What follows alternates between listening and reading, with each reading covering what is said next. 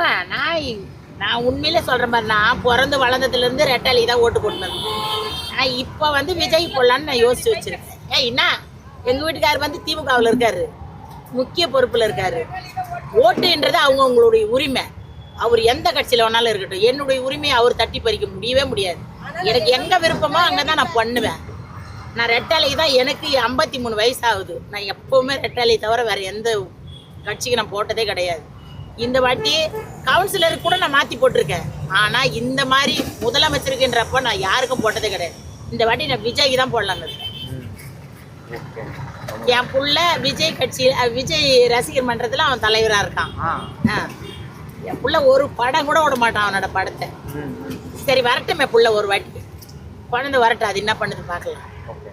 நிறைய பேர் என்ன சொல்றாங்கன்னா, இப்போ இவங்க குடும்பத்திலேயே பிரச்சனையை சால்வ் பண்ண முடியல, பெண்களுக்கு இது பண்ண அவன் பிரச்சனையாண்டா. உன்னோட நாத்தத்தை எடுத்து விட்டோம்னா எங்கேயோ போவோம். அவனையா நீ குத்தி கிளப்புற?